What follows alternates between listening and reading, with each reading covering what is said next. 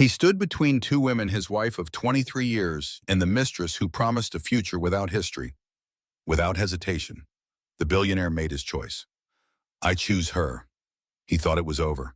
He had no idea he'd just handed his discarded wife the perfect weapon to destroy everything he'd built. This is the story of Victoria Hayes, the woman they called bitter and unstable, who proved that the most dangerous enemy is the one who knows where all the bodies are buried. Before we begin, hit that like button and subscribe. You won't want to miss how this ends. Let's dive in. Victoria Hayes stood in her Park Avenue penthouse, the Manhattan skyline glittering behind her like 1,000 indifferent stars. The television screen before her displayed a scene that should have been impossible. Yet there it was, broadcast to millions. Her husband, Grant Sterling, stood on a stage at the Plaza Hotel, his silver hair perfectly styled, his custom Tom Ford suit impeccable. Beside him, draped in crimson silk, was Jade Morrison, 28 years old, all glossy hair and predatory ambition. Grant's hand rested possessively on her waist as glowing camera flashes erupted like lightning. "We're thrilled to announce our engagement," Grant told the assembled reporters, his voice carrying that authoritative tone Victoria had once found reassuring. Now it turned her stomach. Sometimes life gives you a second chance at happiness, and you have to be brave enough to take it. The reporter, a young woman with hungry eyes, leaned forward. "Mr. Sterling, your divorce from Victoria Hayes isn't even finalized. Some are calling this move insensitive, even cruel." Grant's smile never wavered. "Victoria and I simply grew apart. She's a wonderful person, but we wanted different things. I'm building the future with a quantum tower, the world's first truly intelligent skyscraper. I need a partner who shares that vision." The implication hung in the air like poison gas. Victoria was the past, Jade was the future. The reporter pressed on. "Sources close to the couple suggest Victoria is refusing a generous settlement offer. Can you comment?" "I've been extremely generous," Grant said, and Victoria saw the calculated frustration in his expression. "I've offered $60 million, the Hampton House, and a comprehensive art collection. But Victoria seems intent on a protracted legal battle. It's unfortunate." Victoria's phone buzzed. Marcus Webb, her attorney. She muted the television and answered. "Tell me you didn't watch," Marcus said without preamble. "I watched." "Victoria, we have a problem. A big one." Her chest tightened. "What now?"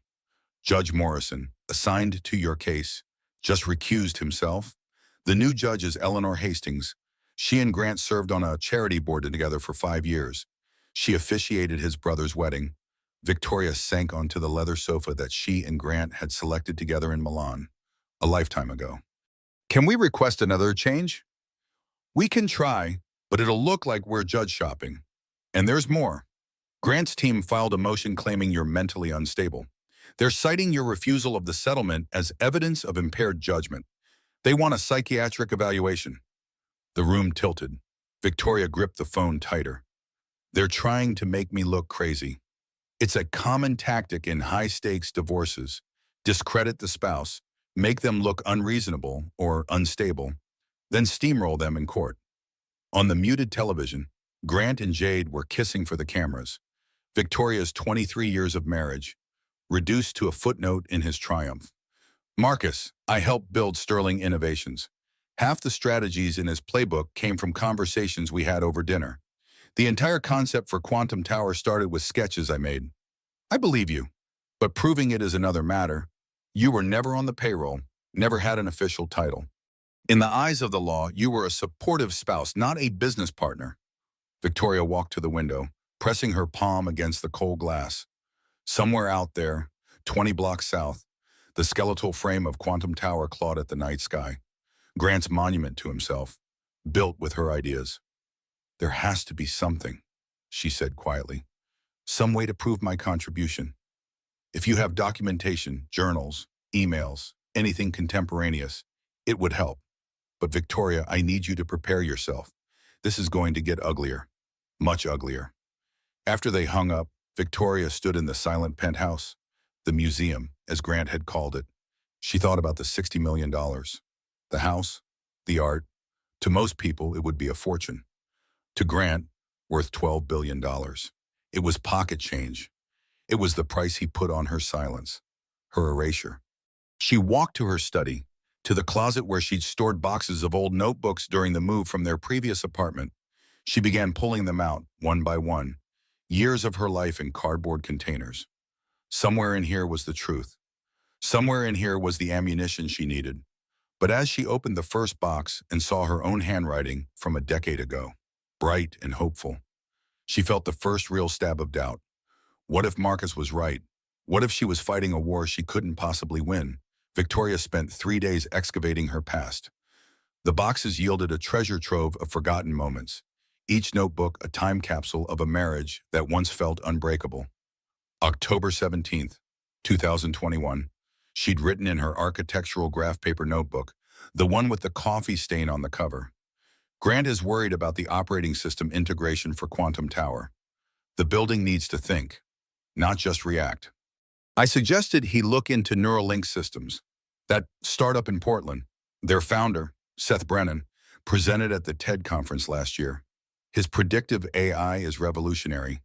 If Grant can acquire them before they get big, it would be the perfect brain for the tower. Victoria photographed the page with her phone. She kept searching. January 12th, 2022. Met with Grant and the structural engineers today. They're panicking about wind shear at the upper levels. Standard damper systems are too bulky for Grant's aesthetic vision. I sketched out a variation, incorporating the damper into the spire design itself. Not as dead weight, but as an elegant sculptural element. Grant loved it, called it genius. Tonight, he's presenting it to the board as his innovation. I should be used to this by now. The entry ended there, but Victoria remembered that night. She'd felt a flicker of resentment, quickly smothered. They were a team, she'd told herself. His success was her success. What a fool she'd been. March 5th, 2022. Grant finally got the zoning variances for Quantum Tower. My idea to frame the public atrium as a privately owned public space, with an art grant for local sculptors, was the key. The City Planning Commission ate it up. Grant gave a presentation to the press today. Naturally, I wasn't mentioned. Sometimes I feel like a ghost in my own life. Victoria's hands trembled as she turned the pages. Entry after entry documented her contributions, her ideas, all presented to the world as Grant Sterling's singular brilliance. But it was an entry from November 2022 that made her freeze. Grant is furious about Neuralink Systems. He tried to acquire them, but Seth Brennan refuses to sell. Brennan wants to license the technology instead, maintain creative control. Grant called him naive, said he's sitting on a gold mine and doesn't know how to dig. Grant told me he's going to handle it personally. I asked what that meant. He just smiled and said, sometimes you have to be ruthless in business. That smile worried me. Victoria grabbed her laptop and searched for Neuralink Systems. The company website was defunct. She found archived articles from tech blogs. Neuralink had been a darling of the industry, their AI praised as groundbreaking. Then, in early 2023, disaster struck. A catastrophic server failure wiped their core data. Their lead engineer, a woman named Paula Chen, abruptly resigned amid rumors of a nervous breakdown. Within 3 months, Neuralink declared bankruptcy. 6 months after that, Grant Sterling unveiled Prometheus OS, the revolutionary operating system that would power Quantum Tower. The tech press had marveled at how quickly Sterling Innovations had developed it. Too quickly. Victoria realized now, Grant hadn't developed Prometheus OS. He'd stolen it. Her phone rang. Unknown number. She almost didn't answer. Victoria Hayes, the voice was male, wary. Yes. Who is this? My name is Seth Brennan, your attorney, Marcus Webb, gave me your number. He said you wanted to talk about Neuralink Systems. Victoria's heart hammered. Mr. Brennan, thank you for calling. I know what happened to your company. I think I know who was responsible. There was a long silence. When Seth spoke again, his voice was hollow. If you're talking about Grant Sterling, you're wasting your time. I can't prove anything. My lawyers looked into it for months. Sterling is untouchable. What if I told you I have evidence, notes from before your company collapsed? Notes suggesting Grant planned to acquire your technology by any means necessary. then I'd say you have no idea what you're up against. Grant Sterling doesn't just win, Mrs. Hayes. He annihilates. He destroyed my company, my reputation, my life's work. I'm teaching Introduction to Programming at a community college in Bend, Oregon. That's what happens when you get in his way. He's doing the same thing to my sororium. The same thing to me, Victoria said quietly. I helped build his empire, and now he's erasing me like I never existed. But here's the difference between you and me. Mr. Brennan, I know where all the bodies are buried. I was there when he buried them. Another long pause. What exactly are you proposing? I'm proposing we expose him publicly, comprehensively, and in a way that he can't spin or sue his way out of. I'm proposing we take everything he's built and burn it to the ground. Seth laughed, but it was bitter. That's a nice fantasy, but Grant has unlimited resources, the best lawyers money can buy, and judges in his pocket. We have what? Exactly old notebooks and grievances. We have the truth, Victoria said, and we have something Grant doesn't. What's that? Nothing left to lose. She heard Seth's breathing on the other end of the line. If I help you, if I testify or go public, Grant will bury me in lawsuits. I'll spend what's left of my life in court. What if I told you I have a way to make this bulletproof? What if I told you that by the time we're done, Grant Sterling will be the one facing federal charges? I'd ask how you plan to pull off that miracle. Victoria looked at the photograph on her desk. Taken 15 years ago, she and Grant at the groundbreaking for Sterling Innovations headquarters. She was smiling, proud, in love with a man who no longer existed, if he ever had. Give me 1 week, Mr. Brennan, 1 week to build the case. Then I'll call you back, and you can decide if it's worth the risk. Fair enough, Seth exhaled slowly. 1 week, Mrs. Hayes, but I'm not promising anything. After he hung up, Victoria opened a new document on her laptop and began typing. At the top of the page, she wrote, Prometheus owes a theft in plain sight. She worked through the night, cross-referencing her journal entries with news articles, patent filings, and corporate records. By dawn, she had a timeline that was damning in its clarity. But she also had a problem. She could prove Grant had wanted to acquire Neuralink. She could prove the timing was suspicious, but she couldn't prove the theft itself. For that, she would need something her Ivy League education hadn't provided. She would need a hacker. Marcus Webb's office occupied the 42nd floor of a midtown tower, all glass and steel and the faint scent of expensive coffee. Victoria sat across from him, exhausted but determined. You look terrible, Marcus said. Not unkindly. I've been up for 30 hours, but I found something. She slid a flash drive across his polished desk. That's everything I have on the Neuralink theft. It's circumstantial, but it's a start. Marcus plugged the drive into his laptop, his expression growing more serious as he read, This is explosive, Victoria. If even half of this is true, Grant committed corporate espionage on a massive scale. It's all true, but we need digital evidence, emails, financial transfers, source code, the kind of thing buried deep in Sterling Innovations servers. The kind of thing we can't legally access without a warrant. Exactly. Victoria met his gaze steadily. Which is why we need someone who doesn't care about warrants. Marcus leaned back in his chair, fingers steepled. You're talking about hiring a hacker. Do you understand the risk if we're caught? We don't just lose the case, we go to prison. Grant is going to destroy me anyway. At least this way I'll go down fighting. Marcus was quiet for a long moment. Then he opened his desk drawer and pulled out a single sheet of paper. On it was a name and an encrypted email address. Rosalind Fletcher, Marcus said. She goes by Ross, former black hat hacker, now a white hat security consultant. She's brilliant, paranoid, and expensive. Can she do what we need? If anyone can, it's her. But there's a complication. Marcus hesitated. 3 years ago, Ross's security firm was hired by a venture capital fund called Pinnacle Growth. They were doing a routine audit when Grant staged a hostile takeover of the fund. He gutted it, fired everyone, and then sued Ross's firm for breach of contract over a technicality. The lawsuit bankrupted her company. She lost everything. Victoria felt a cold smile forming. So she has a motive. She has a vendetta. which makes her either the perfect ally or a liability we can't control. If she's still angry enough, she might take risks that put us all in jeopardy. Set up a meeting. The meeting happened 2 days later, in a place Ross chose, a 24-hour diner in Queens, far from Manhattan's polished veneer. Victoria arrived at 2 in the morning to find a woman in her mid-30s sitting in a corner booth, laptop open, eyes sharp and watchful. Ross Fletcher looked nothing like Victoria expected.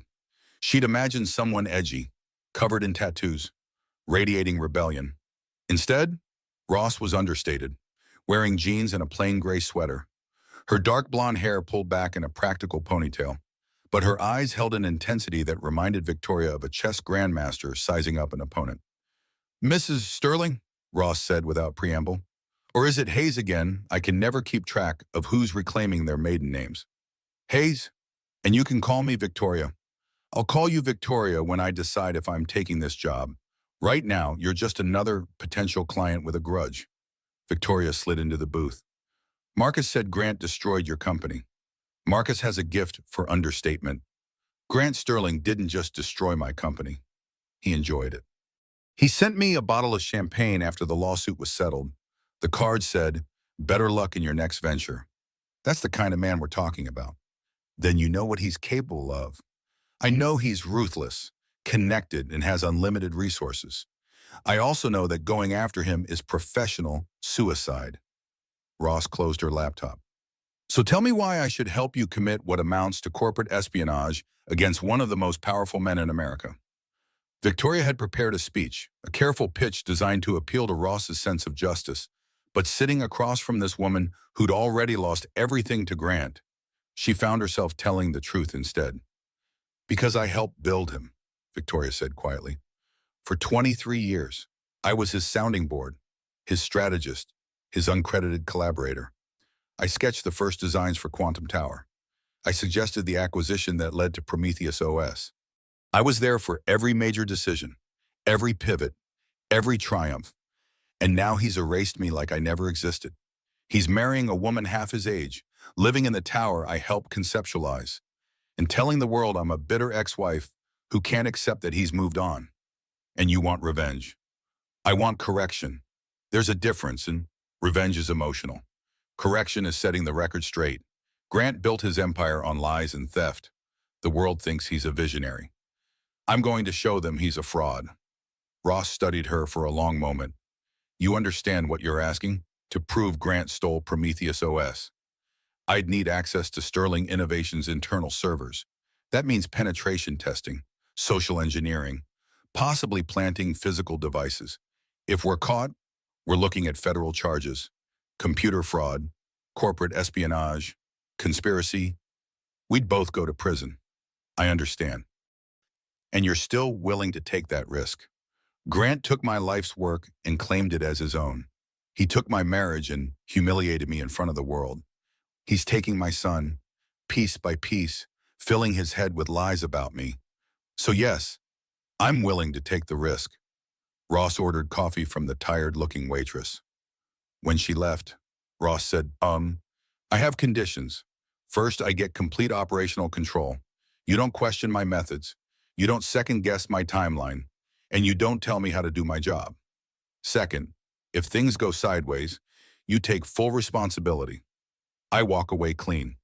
Agreed. And third, I get access to everything. Your journals, your correspondence with Grant, your knowledge of his habits and weaknesses. I need to know him as well as you do. Done. And finally, Wes, when this is over, when Grant's empire is burning, I want the world to know I'm the one who lit the match. You get your vindication. I get my reputation back. Deal. Victoria extended her hand across the table. Ross shook it, her grip firm and dry. "One more thing," Ross said. "I need you to understand something about hacking. It's not like the movies. It's not fast. It's not glamorous. And it's mostly just waiting. Waiting for someone to make a mistake. Waiting for a system vulnerability. Waiting for the perfect moment to strike. Can you be patient?" Victoria thought about the 23 years she'd spent building Grant Sterling, the decades of her life poured into his success. "I've been patient my entire life," she said. "What's a few more months? Ross smiled for the first time, and it was sharp as a blade. Then let's get to work.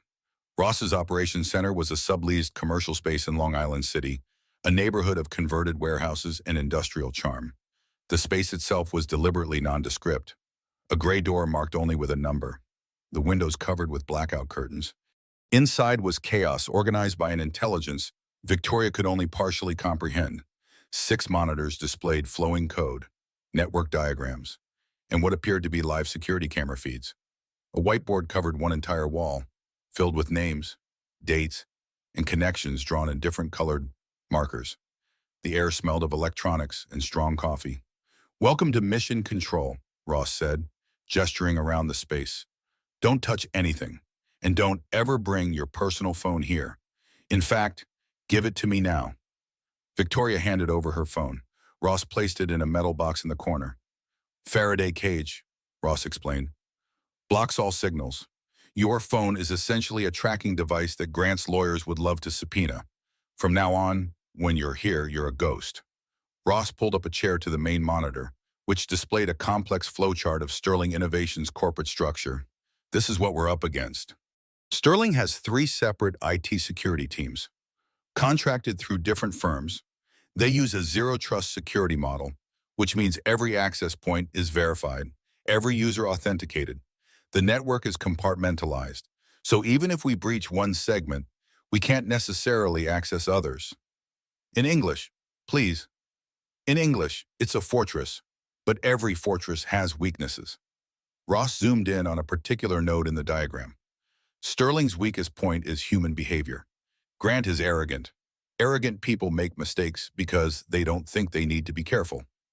Victoria thought about the man she'd been married to, the way he'd dismiss security protocols as paranoid, the way he'd use the same password variations across multiple accounts. "His passwords," Victoria said suddenly. "He has patterns. His sailing yacht is named Invictus. His mother's maiden name is Donovan. The date he made his first billion is October 8th, 2012. Ross's fingers flew across the keyboard. "Give me every detail you can remember. Pet names, childhood addresses, significant dates." People think they're being clever with passwords, but they're usually just following predictable patterns. For the next hour, Victoria emptied her memory, providing every piece of biographical data she could recall. Ross took notes, building what she called a psychological profile. "This is good," Ross said finally. "But breaking his passwords is just the first step. We need a way into the network itself. Do you still have any access credentials to Sterling Innovations?" "I had a visitor badge system linked to my email, but Grant's team probably deactivated it after the separation." "Probably, but not definitely. People forget things, especially administrative details during chaos. Let me check." Ross pulled up what appeared to be Sterling Innovations badge database, a screen Victoria definitely should not be looking at. Well, your credentials are still active. Grant's team got sloppy. Can we use that? Maybe, but we need to be smart. If you suddenly show up at Sterling headquarters, security will flag it immediately. We need a reason for you to be there. Something innocuous. Ross leaned back, thinking, "What's left in your old office?" "I didn't have an office, but I have personal items in Grant's executive suite. Books, some artwork I bought for the walls. He said I could collect them when I was ready." Ross smiled. "Perfect. You're going to schedule an appointment to collect your belongings. You'll go during business hours, completely above board. While you're there, you'll plant a device in the network infrastructure." Victoria's stomach clenched. "A device like in spy movies." "More boring than that. But yes, it's called a packet sniffer. It'll intercept network traffic and send it to an external server I control. The beauty is, it doesn't need to be hidden well. It just needs to work for 48 hours. By the time their security team finds it, if they even do, we'll have everything we need. And if I'm caught, then you tell the truth. You were collecting your belongings. You have no idea how that device got there. And you're a middle-aged architect, not a hacker. Who's going to believe you suddenly developed elite cyber skills during your divorce? The key is plausible deniability." It sounded so simple when Ross explained it, but Victoria knew it wasn't simple at all. It was terrifying. Still, she found herself saying, "When do we do this?" Day after tomorrow. That gives me time to prepare the device and you time to set up the appointment. Remember, you're calm, you're professional, and you're just picking up your things. You're not a spa. You're a woman reclaiming small pieces of your old life. The irony wasn't lost on Victoria. She'd spent 23 years building that life, and now she was infiltrating it like a stranger. That night, alone in her sparse apartment, Victoria called Owen at Princeton. He didn't answer, letting it go to voicemail as he had for the past 2 weeks. "Hi, sweetheart," she said after the beep. "I know you're angry with me. I know your father has told you his version of events. I'm not calling to badmouth him or defend myself. I'm calling because you're my son. And I love you, Bear, and I miss you terribly. When you're ready to talk, I'll be here, always." She hung up and stared at her phone, wondering if he'd even listened to the message. There was a time, not long ago, when she'd known everything about Owen's life, his classes, his friends, his worries and dreams. Now he felt like a stranger, or worse, like a stranger who had chosen sides. We all face moments where we wonder if fighting back will cost us more than surrendering. The question isn't whether the fight will hurt. It always does. The question is whether staying silent would hurt even more. Victoria thought about that question as she prepared for bed. She thought about the $60 million sitting in escrow, the house in the Hamptons, the art collection. She thought about how easy it would be to sign the papers, take the money, and disappear. Then she thought about Grant on that stage, Jade at his side, announcing their engagement before Victoria's divorce was final. She thought about every idea she'd contributed that Grant had claimed as his own. She thought about Seth Brennan teaching community college in Oregon, his life's work stolen. No, silence would hurt more. She would plant the device. Sterling Innovations headquarters occupied a gleaming tower in Hudson Yards, all glass and ambition. Victoria stood across the street, watching employees stream in and out, and felt like a time traveler visiting her own past.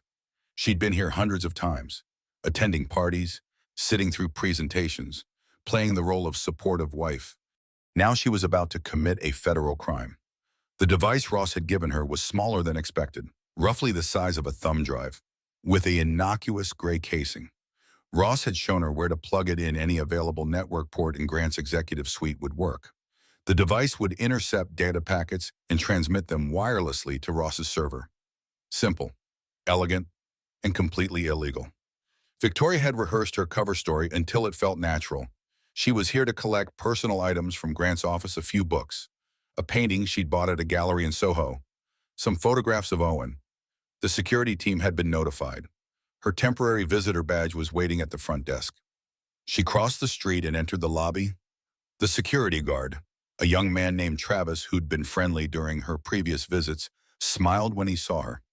"Mrs. Sterling, good to see you. I mean, Miss Hayes. Sorry, I heard about the situation." "It's fine, Travis. How's your daughter?" "She was starting kindergarten." "Right." His face lit up. "She loves it. Already reading at first grade level."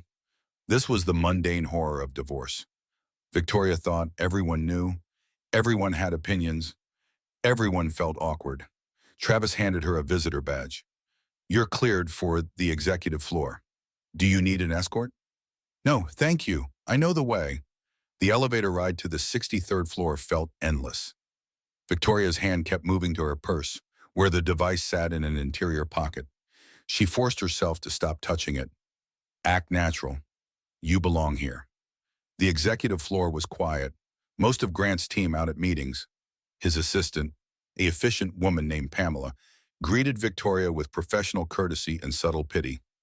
"Mr. Sterling is at the Quantum Tower site today," Pamela said. "I've left boxes in his office for your things. Take whatever you need." "Thank you, Pamela." Basha Grant's office was exactly as she remembered. A shrine to success. Floor-to-ceiling windows overlooked the Hudson River. The desk, imported from Italy, sat on a hand-woven rug from Turkey. Everything curated, everything expensive, and there on the shelves were the items Victoria had chosen. A first edition of Jane Jacobs' The Death in Life of Great American Cities, a framed photograph of Owen's Princeton acceptance letter, the small oil painting of a Brooklyn brownstone she'd bought from a street artist in Williamsburg. She began placing items in boxes. moving slowly, visibly emotional. This wasn't entirely an act. These objects represented moments of her life, now being packed away like evidence of something that no longer existed. The network port was behind Grant's desk, where his computer tower connected to the wall. Victoria moved around the desk, stumbling slightly, catching herself on the edge. She bent down, ostensibly to steady herself, and located the port. Multiple cables ran into it. She'd need to unplug one temporarily. Her hands shook as she reached for the device in her purse. This was the moment. If anyone walked in now, if security was monitoring the cameras, if she made one wrong move, she unplugged a cable marked backup and inserted Ross's device. It fit perfectly. A small gray square that looked like it belonged there. She reconnected the backup cable to a different port. Done. 30 seconds. Maybe less. Victoria stood up, her heart hammering so hard she thought it might be visible through her blouse.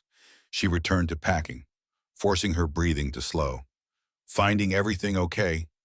Pamela appeared in the doorway. Victoria nearly screamed. Yes, thank you. Just, memories. I understand. Take your time. After Pamela left, Victoria finished packing. 3 boxes total, representing 23 years. She carried them to the elevator, nodded goodbye to Travis, and walked out of Sterling Innovations headquarters. She made it 2 blocks before she had to sit down on a bench, the boxes at her feet, her entire body trembling with adrenaline and relief. Her phone buzzed. A text from an unknown number device online. Data flowing. You did good. Her Victoria closed her eyes and let the Manhattan noise wash over her. She'd done it. She'd actually done it. Now came the hard part, waiting. Ross called it the harvest. For 48 hours, the device Victoria had planted streamed data from Sterling Innovations network to Ross's secure server. Emails, financial records, internal communications. Everything passing through Grant's office node was captured and stored. On the 3rd day, Victoria returned to the Long Island City headquarters. Ross looked like she hadn't slept. Her eyes red-rimmed but bright with discovery. We hit the jackpot, Ross said, pulling up streams of data on her monitors. Grant is even sloppier than I hoped. Look at this. She highlighted an email thread from November 2022. The subject line read, Project Nightingale. Status update. Victoria leaned closer, reading.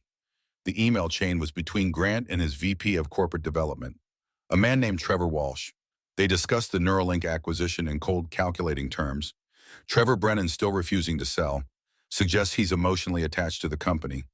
Recommend alternative approach. Grant agreed. Initiate phase 2.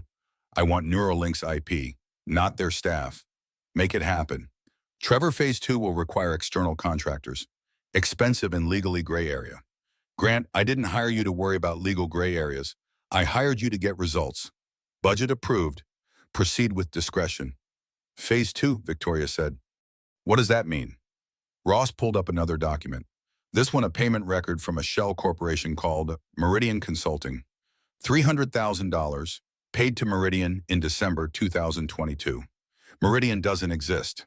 It's a payment vehicle, probably for contractors who did something Sterling Innovations didn't want traced. Like what? Like sabotaging Neuralink's servers, like bribing or blackmailing their lead engineer to resign, like industrial espionage. Ross switched to another screen. And here's the smoking gun. Source code comparison between Neuralink's original AI and Prometheus OS. They're not just similar.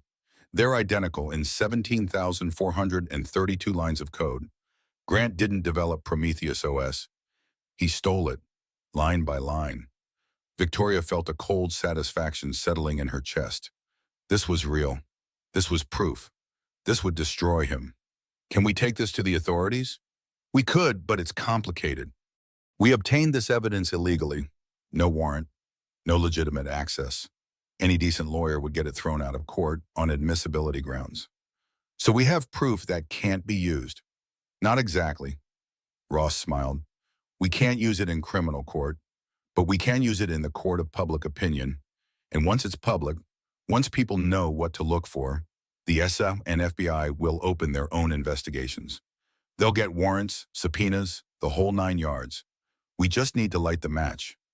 How? Ross pointed to a date circled on her whiteboard, the Quantum Tower Grand Opening Gala, scheduled for 8 weeks away. Grant is planning the biggest event of his career. 500 VIPs, live media coverage, a keynote speech where he'll control the presentation from his personal tablet. That tablet will be connected to the building's network. You want to hack the gala? I want to hijack it. We'll plant malware in Quantum Tower's system that stays dormant until Grant starts his presentation. Then it activates, takes control of the displays, and broadcasts everything we found. The emails, the payments, the stolen code. We expose him in front of the world. Live and undeniable. It was audacious. It was insane.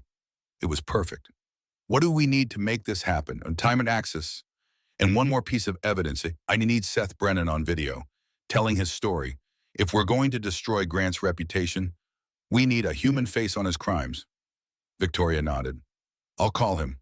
She reached Seth that evening. He listened as she explained what they'd found and the evidence they'd compiled, then the plan for the gala. You want me to record a statement, Seth said slowly, accusing one of the most powerful men in America of destroying my company. I want you to tell the truth, on camera, in your own words. When we're done, the world will know what Grant did to you. And what happens to me after Grant will bury me in lawsuits. He'll make what's left of my life a living hell. Or he'll be too busy defending himself against federal charges to worry about you. Seth, you told me he took everything from you. Here's your chance to take something back. There was a long silence on the line. Victoria could hear Seth breathing, wrestling with the decision. If I do this, he finally said, I need to know it's going to work. I need to know we're not just going to wound him. We need to finish this. I promise you, Victoria said, and she meant it with every fiber of her being. We will finish this. Okay, send me the questions. I'll record the video. After they hung up, Victoria sat in her apartment, staring at the Manhattan skyline. Somewhere out there, Grant was probably with Jade, planning their wedding, living his best life, completely unaware that his empire was about to crumble. She thought about Owen, who still wasn't taking her calls. She thought about the life she'd built, now packed into 3 cardboard boxes. She thought about the $60 million she'd turned down. And then she thought about the look on Grant's face when the world discovered who he really was. Maybe some people would call this revenge. Victoria preferred to think of it as correction. She was correcting the record, correcting the wheeze, correcting the fundamental injustice of a man who'd stolen from her and countless others. Sometimes the only way to move forward is to burn down what's behind you. Victoria was holding the matches. She just needed to wait for the right moment to strike. The plan was coming together with precision that should have worried Victoria. In her experience, when things went too smoothly, the universe was preparing a catastrophe. She was right. It started with a lunch invitation from Diane Caldwell, Victoria's oldest friend. They'd met at Columbia, bonded over shared architectural obsessions, and remained close through marriages, careers, and life's ordinary turbulence. If anyone understood what Victoria was going through, it should have been Diane. They met at a bistro in the West Village, the kind of place where privacy was measured in distance between tables. Diane arrived late, her designer sunglasses pushed back on her head, her expression carefully neutral. You look well, Diane said, which was a lie. Victoria knew she looked exhausted, thinner, worn down by stress and sleepless nights. I'm managing. How's Stephen, Diane's husband, a hedge fund manager who'd always struck Victoria as terminally boring? Actually, we separated 3 months ago. Very amicable. Just grew apart. Diane sipped her wine, which is why I wanted to talk to you about the Grant situation. Victoria's internal alarms began ringing. What about it? Victoria, I love you. You know that. But I'm worried you're making a mistake. This divorce, dragging it out, refusing Grant's settlement offer. People are starting to talk. Let them talk. It's not that simple. You're damaging your reputation, the art world, our social circle. They're choosing Soren and Victoria. Grant has always been good to those circles. He's funded museums, endowed galleries. You're the one who looks difficult. I look difficult because I won't accept being erased. Diane leaned forward, her voice dropping. I spoke to Grant last week. He's genuinely hurt. Victoria, he says he offered you a generous settlement and you rejected it out of spite. The conversation was wrong. The entire tone was wrong. Diane wasn't here as a friend. She was here as an emissary. Did Grant ask you to talk to me? He's concerned about you. We all are. And frankly, the legal bills must be astronomical. Take the settlement. Start over somewhere fresh. Maybe in Europe. You always loved Paris. Victoria set down her fork very carefully. Did he offer you something? Diane, is that what this is? Diane's face flushed. That's insulting. Answer the question. Grant introduced me to Lawrence Northrop. He's on the board at Sterling Innovations. We've been seeing each other. Diane's voice turned defensive. That has nothing to do with why I'm here. I'm here because I care about you. But Victoria understood now. Diane had chosen sides, and she'd chosen Grant's. Probably Lawrence Northrop came with promises of investment in Diane's struggling architectural firm, invitations to exclusive events, access to the world Diane desperately wanted to remain part of. Thank you for lunch, Victoria said, standing. And thank you for showing me who you really are. Victoria, don't be dramatic. I'm not being dramatic. I'm being clear. You're choosing Grant's world over our friendship. That's your right, but don't pretend you're here out of concern. You're here to persuade me to go away quietly so you can keep your access to power. She left before Diane could respond. Her appetite gone, her trust shattered.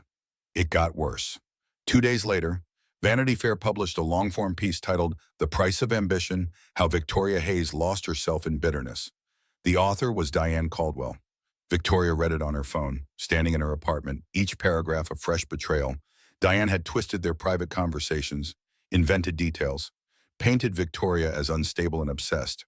She described Victoria's paranoid accusations about Grant, her inability to accept reality, her desperate attempts to remain relevant. The article went viral. Social media erupted. The narrative shifted overnight from sympathetic to skeptical. Victoria wasn't a wronged wife anymore. She was a cautionary tale, a bitter woman who couldn't let go. Her phone exploded with messages, most of them cruel. The few friends who remained supportive fell silent, afraid of association. And then Marcus called with the worst news yet. We have a serious problem. Judge Hastings just ruled against us on the subpoena for Sterling Innovations financial records. She says your claims of intellectual property theft are unsubstantiated and amount to a fishing expedition. But we have evidence we obtained illegally. Victoria, there's more. Grant's legal team has filed criminal charges against you. Her blood went cold. For what? Corporate espionage, trespassing, attempted sabotage. They claim you planted an unauthorized device in Sterling's network during your visit to collect personal items. They have security footage of you behind Grant's desk. How did they know? They ran a routine network audit and found the device. They traced it back to your visit. Victoria, this is serious. There's an arrest warrant being prepared. You need to turn yourself in. The room tilted. Everything she'd fought for, everything she'd risked, it was falling apart. Worse, she'd walked directly into a trap. Grant's team had let her plant the device, probably watched her do it, and waited for the perfect moment to spring the snare. What happens if I turn myself in? You'll be arrested, arraigned, possibly held overnight until bail is posted. The charges are federal. You're looking at up to 10 years in prison if you're convicted. 10 years. Victoria was 45 years old. She'd be 55 when she got out. Her life effectively over. I'll turn myself in tomorrow morning, she heard herself say. After she hung up, Victoria sat in her apartment, staring at nothing. She'd been so careful, so precise, and Grant had outmaneuvered her anyway. Her phone rang. Owen. Finally. Mom, his voice was cold. I just saw the news. They're saying you hacked Dad's company. Owen, it's complicated. Is it true? She couldn't lie to him. Yes, but I had good reasons. Good reasons, Mom. You committed a crime. You're going to prison. What were you thinking? I was thinking your father destroyed my life, and I wasn't going to let him get away with it. So this is about revenge. This whole thing, the divorce, refusing his settlement. Now this, You're so obsessed with hurting him that you've destroyed yourself. The words cut deeper than any legal charge. Owen, you don't understand what he did. I understand that you're about to be arrested. I understand that everyone's talking about it, that I can't even go to class without people asking if my mom is a criminal. I understand that Dad tried to be generous and you threw it in his face. Your father stole from me, Owen. He stole my ideas, my contributions, years of my life.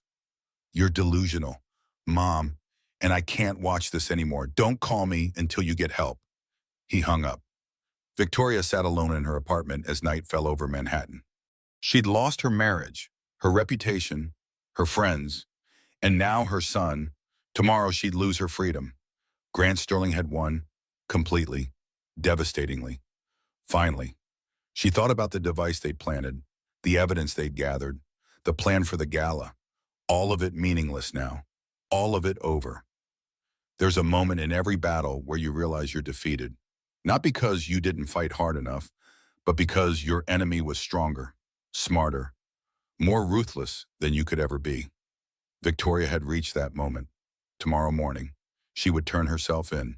She would face the cameras, the perp walk, the humiliation. Grant would watch it all and smile, knowing he'd crushed her completely.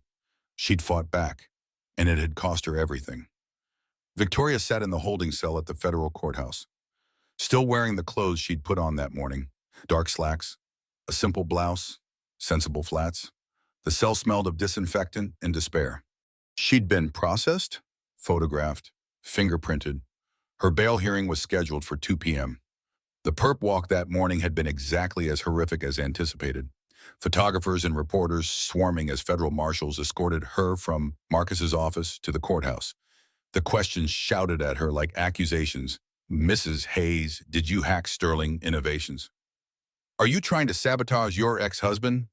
Do you have anything to say? She'd said nothing, kept her eyes forward, and walked into her own destruction with as much dignity as she could muster. Marcus had posted bail, $10,000. She was released with strict conditions, surrender her passport, weekly check-ins with a federal probation officer, no contact with anyone at Sterling Innovations. They sat in Marcus's office afterward, the late afternoon sun slanting through the windows. We need to discuss your options, Marcus said gently. I don't have options. I committed federal crimes. Grant has proof. I'm going to prison.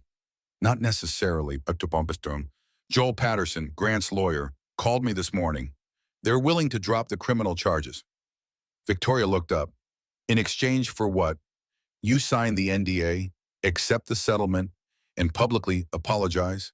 You admit you acted out of emotional distress following the divorce. You express remorse, and you disappear quietly. Grant's final move. Not just victory, but capitulation. He wanted her to admit she'd been wrong, that he'd been the reasonable one all along. And if I don't, then we go to trial and Victoria, I have to be honest with you. We'll lose. The evidence against you is overwhelming. You'll serve time, probably 3 to 5 years with good behavior. Your life as you know it will be over. Victoria stood and walked to the window, looking out at the Manhattan skyline. Somewhere out there was Grant Sterling, probably celebrating. And somewhere out there was Quantum Tower, days away from its grand opening. I want to talk to Ross, she said. Marcus looked uncomfortable. Ross Fletcher is exactly who you shouldn't be talking to. Association with her could worsen your situation. Call her anyway. Ross arrived an hour later, slipping into Marcus's office like a shadow. She took one look at Victoria and said, Well, that went badly. They let me plant the device so they could catch me, Victoria said. Grant was 3 steps ahead the entire time. Actually, he was 2 steps ahead. I was the 3rd step. Ross pulled out a laptop. The device you planted. That was a decoy. I figured they might be watching. So I planted a second device 3 weeks earlier. You remember when I asked you for Grant's schedule? Said I needed to know his patterns. Victoria's pulse quickened. You broke into Sterling Innovations. I did more than break in. I own their network now. That obvious device you planted was designed to be found. The real device is buried so deep in their infrastructure, it would take months to locate. Everything we harvested is still secure, so we still have the evidence. We have more than evidence. While their security team was congratulating themselves on catching you, I was downloading their entire server architecture, financial records, communications, everything, including some very interesting emails from last week. Ross turned the laptop around. On the screen was an email thread between Grant and his CFO. The subject line read, "Embezzlement Countermeasures." Victoria read quickly, her disbelief growing with each line. Grant hadn't just stolen Neuralink's technology. He'd been siphoning funds from Sterling Innovations for years, hiding them in offshore accounts. The amounts were staggering $37 million over 5 years. He's been robbing his own company, Ross said, using shell corporations, inflated contractor payments, ghost employees, classic embezzlement scheme. And here's the beautiful part, the FBI already suspects something. Look at this. She pulled up another document. This one an official letter from the Securities and Exchange Commission to Sterling Innovations, dated 2 months ago. It was a routine inquiry about financial irregularities, the kind that often preceded formal investigations. "Marcus," Victoria said, "you told me the SEC would need warrants and subpoenas to investigate Grant properly. What if they already had probable cause?" Marcus leaned forward, studying the document. "If the SEC is already investigating, and we provided them with evidence of additional crimes, they could expedite their timeline. It could take a few weeks, maybe less." "The gala is in 4 days," Victoria said. "We don't have weeks." Ross smiled. "We don't need weeks. We just need one perfect moment." Grant is planning to give the keynote speech at the gala, presenting Quantum Tower to the world. His personal tablet will control the entire presentation. He'll be connected directly to the building's network, the same network I now own completely. "You want to proceed with the original plan? After everything that's happened?" "Not exactly the original plan. Something better. We don't just expose him. We hand him to the FBI on a silver platter, with evidence they can use legally. We make it look like they discovered it independently." "How?" "By sending everything we've found to an anonymous tip line the FBI maintains for corporate fraud. They'll open an investigation, and when they do, they'll find breadcrumbs I've left throughout Sterling's network. Digital evidence that appears to have been there all along, just waiting to be discovered. Legal evidence they can use in court." Marcus shook his head. "That's still legally questionable. You'd be manufacturing evidence." "I'm not manufacturing anything. The evidence is real. I'm just making sure they find it. And while they're investigating the embezzlement, they'll stumble across the Neuralink theft. 2 separate crimes, both prosecutable, both devastating." Victoria thought about Owen's voice on the phone, cold and disappointed. She thought about Diane's betrayal, the Vanity Fair article, the arrest warrant. She thought about Grant's final offer surrender or prison. Then she thought about Seth Brennan, teaching community college in Oregon. She thought about every idea she'd contributed that Grant had claimed as his own. She thought about Jade Morrison, already measuring Grant's penthouse for her own belongings. "If we do this," Victoria said slowly, "and it fails, I go to prison for a very long time." "Yes," Ross said simply. "And if it succeeds, Grant loses everything, his company, his reputation, his freedom, and you get your life back. Maybe not the old life, but a new one, built on truth instead of lies." Victoria looked at Marcus. "Your professional opinion, Bon. My professional opinion is that you should take the settlement, sign the NDA, and walk away. What Ross is proposing is high risk, potentially illegal, and could make your situation much worse. And your personal opinion?" Marcus was quiet for a long moment. "My personal opinion is that Grant Sterling has been stealing from people for decades and calling it business. Someone should stop him." Victoria turned back to Ross. "Do it. Send the tip to the FBI. Prepare for the gala. Whatever happens, we're finishing this." Ross nodded. "The gala is on Saturday night in Hawaii. We'll be watching from here. When Grant takes the stage, the whole world is going to see who he really is." After Ross left, Victoria remained in Marcus's office, watching the sunset paint Manhattan in shades of gold and crimson. She'd made her choice. There was no going back now. Her phone buzzed. A text from an unknown number saw the news. "I'm with you. Recording sent. Finish this." Seth Brennan. Victoria smiled for the first time in days. She wasn't alone. She was part of something larger now. A coalition of people Grant had wronged, all of them ready to watch him burn. Saturday night, 4 days. The countdown had begun. Saturday arrived with deceptive beauty, clear skies, crisp November air, the kind of day Manhattan magazines photographed for their covers. By 6 p.m., limousines began arriving at Quantum Tower, depositing the city's elite onto a red carpet lined with photographers. Victoria watched it all from Ross's command center in Long Island City. 6 monitors displayed different camera angles: the red carpet, the main atrium, the backstage area, and Grant's private preparation room. Ross had hacked every security camera in the building, giving them a god's eye view of the event. "Audio check," Ross said, adjusting her headset. "Can you hear the main feed?" Through the speakers came the sound of the string quartet, champagne glasses clinking, voices murmuring with that particular frequency of wealth and power. Marcus sat in the corner, looking profoundly uncomfortable. "I want it on record that I advised against this." "Noted," Victoria said. "But you're still here." "Because I'm a fool who believes in lost causes." On the center monitor, Grant Sterling appeared in his preparation room. He wore a perfectly tailored tuxedo, his silver hair immaculate. Jade stood beside him in a gold dress that probably cost more than most people's cars. They looked like a magazine spread, the billionaire and his beautiful fiancée. Victoria felt nothing. No jealousy, no pain, just a cold anticipation. 15 minutes until showtime, Ross announced. Grant's tablet is online and connected to the building's network. We own every screen, every speaker, every system in that atrium. When he presses the button to start his presentation, we take control. What if he notices something's wrong? He won't. The malware is invisible until activation. From his perspective, everything will appear normal right up until it isn't. On screen, Grant and Jade left the preparation room, moving toward the stage entrance. The atrium erupted in applause as they emerged. 500 people, the most powerful individuals in New York, all gathered to celebrate Grant Sterling's latest triumph. The mayor was there, 2 senators, a dozen Fortune 500 CEOs.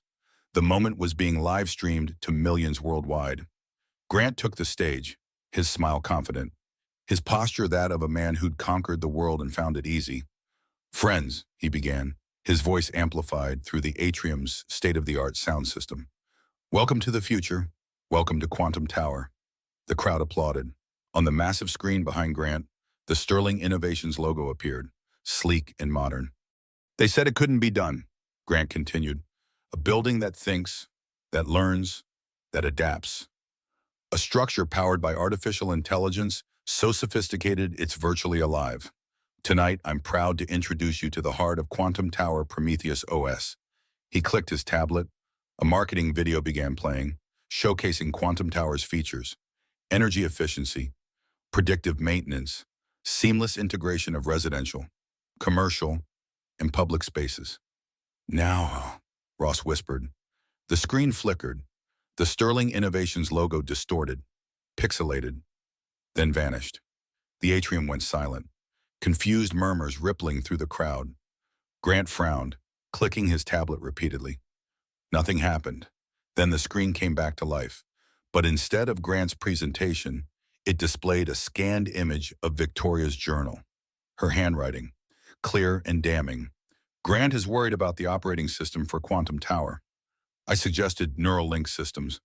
Their AI is revolutionary." Grant's face went pale.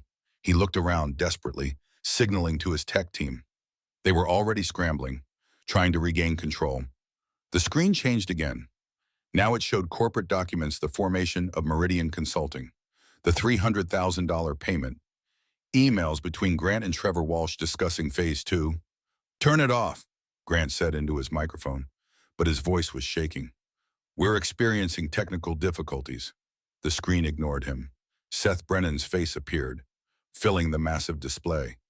"My name is Seth Brennan," he said calmly. "I founded Neuralink Systems. Grant Sterling approached me about acquiring my company. When I refused to sell, he destroyed it. He sabotaged our servers, bribed our engineers, and stole our intellectual property. Prometheus OS isn't Grant Sterling's innovation. It's mine. He stole it." The crowd erupted. Phones appeared, everyone recording. Reporters surged forward. Grant stood frozen on stage, his triumph transforming into disaster in real time. But Ross wasn't done. The screen split into multiple windows, financial records showing the offshore accounts, emails discussing embezzlement, side-by-side comparisons of Neuralink's source code and Prometheus OS, 17,000 identical lines highlighted in red. Ladies and gentlemen, Seth's voice continued, Grant Sterling isn't a visionary. He's a thief. And the building you're standing in was constructed on a foundation of lies. The screen went black. Then one final message appeared in white text.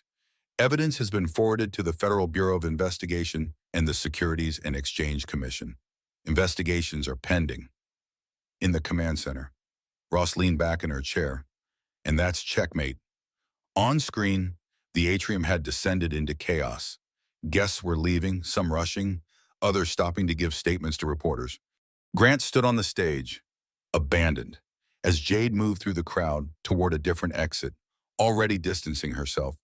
Two men in dark suits appeared at the edge of the atrium. FBI, Victoria guessed. They were speaking with a head of building security, showing credentials. Marcus's phone rang. He answered, listened, then looked at Victoria with something like amazement. That was Joel Patterson. He wants to negotiate. The criminal charges against you, they're withdrawing them immediately. Why buading? Because Grant has much bigger problems now. The FBI just executed a search warrant for Sterling Innovations headquarters. They're freezing assets pending investigation. Grant is about to be arrested. Victoria watched the monitors as federal agents approached Grant on the stage. They were speaking to him, and even without audio, she could read the scene. Grant Sterling, who'd spent his life commanding rooms, was being informed that his empire was over. We should go, Ross said quietly. We don't need to watch the rest. But Victoria didn't move. She watched as Grant was led away. No handcuffs yet, but the implication clear. She watched Jade disappear into the crowd, already moving on to her next target. She watched the guests scatter, distancing themselves from the contamination of scandal. She'd won. Somehow, impossibly, she'd won, but the victory felt hollow. She'd destroyed Grant, but she'd also lost years of her life. Her marriage, her son's trust. The cost had been enormous. What happens now? Victoria asked. Marcus closed his laptop. Now Grant faces federal charges that will take years to resolve. Sterling Innovations will probably be dissolved or sold. Quantum Tower will find new ownership, and you get to rebuild your life. Just like that. No, not just like that. It'll take time. Your reputation is still damaged. Some people will always see you as the bitter ex-wife who destroyed her husband. But others will see you as the woman who exposed corporate fraud. You get to decide which narrative matters more. Victoria stood, gathering her things. I need to call Owen. Outside, the November night was cold and clear. Victoria walked through Long Island City toward the subway, her phone in her hand. She dialed Owen's number, expecting voicemail. He answered. Mom. His voice was different, uncertain. Owen, did you see? Everyone saw. It's everywhere. The FBI, the stolen technology, the embezzlement. Mom, is it true? Did Dad really do all that? Yes, every word of it. There was a long silence. I'm so sorry for what I said, for not believing you. Victoria felt tears coming. The first real tears in months. You didn't know. Grant was your father. You wanted to believe the best of him. When can I see you, Mom? Whenever you want, sweetheart. Whenever you're ready. I'm ready now. I'm taking the train down from Princeton tonight. I'll be there in 2 hours. After they hung up, Victoria stood on the subway platform, watching rats scurry along the tracks. She'd spent months planning Grant's destruction, and now that it was done, she felt adrift. She'd been defined by her relationship with Grant for so long, first as his wife, then as his enemy. Now she was neither. She was just Victoria Hayes, 45 years old, starting over. It was terrifying. It was also freedom. The train arrived, and Victoria boarded, heading back to Manhattan and whatever came next. 6 months after the Quantum Tower Gala. Victoria stood in a small office in Brooklyn, reviewing architectural plans for a historic brownstone restoration. The space was modest, Nothing like the Sterling Innovations headquarters or the Park Avenue penthouse. But it was hers. The Vance Restoration Group, named after her maternal grandmother, specialized in historic preservation. They took old buildings with strong foundations and gave them new life while respecting their history. The metaphor wasn't subtle, but Victoria had stopped caring about subtlety. Her assistant, a recent Columbia graduate named Emma, poked her head in. "Mrs. Hayes, your 3 o'clock is here." Seth Brennan entered, looking healthier than when Victoria had first met him. He'd moved back to Portland and relaunched his company, now called Helios AI. The compensation from Sterling Innovations' bankruptcy settlement had provided seed funding. He was building again. "Seth, good to see you." "Victoria," they shook hands. "I wanted to thank you in person. The settlement came through. It's not what Neuralink was worth, but it's enough. I'm glad you deserve justice." "We both did." Seth sat down. "Have you been following the trial by trying not to?" Marcus sends updates. Grant Sterling's trial had become the media circus of the year. 17 federal charges, including corporate espionage, embezzlement, fraud, and conspiracy. His lawyers were fighting hard, but the evidence was overwhelming. Most legal analysts predicted he'd serve 15 to 20 years. Jade Morrison had married a French industrialist and moved to Monaco. She'd given one interview, claiming she'd known nothing about Grant's crimes. No one believed her, but no one could prove otherwise. "How's Owen?" Seth asked. "Good, really good. Actually, he's graduating in 2 months. We've been rebuilding our relationship. It's not perfect, but it's real." The door opened again. Ross Fletcher entered, carrying takeout bags. "Lunch meeting is now a lunch party. I brought dumplings." The three of them sat in Victoria's small office, eating soup dumplings and discussing their lives. It was strange, this coalition of Grant Sterling's victims, now somehow friends. "I got a call from a reporter at the Times," Ross said between dumplings. "They want to do a profile. The hacker who brought down a billionaire. Are you going to do it? Maybe?" "I rebuilt my consulting firm. Business is good. People want to hire someone who proved they're the best." Ross grinned. "Turns out corporate espionage is great marketing." After they left, Victoria returned to her architectural plans. The brownstone project was challenging, the building damaged by decades of neglect. But the bones were good. With care and expertise, it could be beautiful again. Her phone buzzed and, "Owen, Mom, are you free for dinner tonight? I want you to meet someone." "A someone? Her name is Rachel. We've been dating for 3 months. I think you'll like her." "I'd love to meet her." After they hung up, Victoria walked to the window. Brooklyn stretched before her, a landscape of water towers and rooftops and possibility. Across the East River, Manhattan glittered, indifferent and eternal. She thought about Grant, sitting in a federal detention center, his empire reduced to legal filings and asset seizures. She thought about the Park Avenue penthouse, sold to cover his legal fees. She thought about Quantum Tower, now owned by a real estate consortium, the Sterling name stripped from the building. Some people had asked if she felt guilty, if destroying Grant had been worth it. The question always puzzled her. She hadn't destroyed Grant. He'd destroyed himself. She'd simply made sure the world saw the truth. There's a difference between revenge and justice. Revenge is about hurt. Justice is about balance. Victoria had spent months believing she wanted revenge. But what she'd actually wanted was something simpler: acknowledgement. She'd wanted the world to know she'd existed, that she'd mattered, that her contributions were real. Now they knew. The phone rang again. A potential client, wanting to discuss a historic renovation project in Bed-Stuy. Victoria took notes, asked questions, scheduled a site visit. This was her life now. Small projects, meaningful work, relationships built on honesty instead of power dynamics. It wasn't the life she'd planned. It was better. That evening, she met Owen and Rachel at a restaurant in the village. Rachel was studying marine biology at Rutgers, smart and funny and clearly good for Owen. Watching them together, young and hopeful and unburdened by Victoria's history, she felt something unexpected. "Peace, Mom seems different," Owen said later, walking Victoria to the subway. "Lighter somehow." "I am lighter. I spent 23 years carrying weight that wasn't mine to carry. I'm not doing that anymore. Are you happy? Victoria considered the question. Happy was too simple a word for what she felt. She was rebuilding, recalibrating, rediscovering who Victoria Hayes was when she wasn't defined by Grant Sterling. I'm becoming happy, she finally said. That's enough. They hugged goodbye, and Victoria descended into the subway, heading back to Brooklyn. The train was crowded with late evening commuters, people heading home from work, from dinner, from life's ordinary obligations. She thought about the person she'd been a year ago, standing in the Park Avenue penthouse, watching Grant announce his engagement on television. That Victoria had been lost, broken, unable to imagine a future. This Victoria, the one riding the F train to Brooklyn, was different. Scarred but whole, damaged but functional, free. Quantum Tower still stood on the Manhattan skyline, but it didn't haunt her anymore. It was just a building, steel and glass and ambition.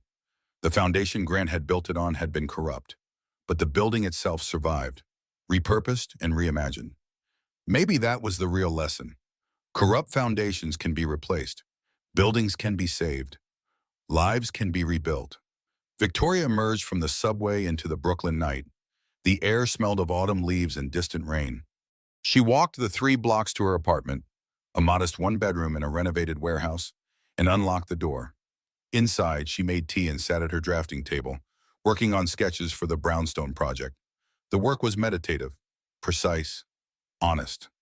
She was creating something real, something that would last. Her phone buzzed one final time. A text from Ross FBI just announced they recovered everything stolen from Neuralink. Seth gets his original code back. Thought you'd want to know. Victoria smiled and set down her phone. She picked up her pencil and returned to the drawing, adding detail to the brownstone's restored facade. Outside, Brooklyn hummed with life. Somewhere across the river, Grant Sterling sat in a cell, his empire reduced to memory. But Victoria wasn't thinking about him. She was thinking about foundations, about what happens when you rebuild on solid ground, about the difference between what you lose and what you reclaim. The pencil moved across paper, creating something new from the ruins of something old. That was the work now. That was the life. It was enough. It was everything. And for the first time in years, Victoria Hayes was exactly where she belonged.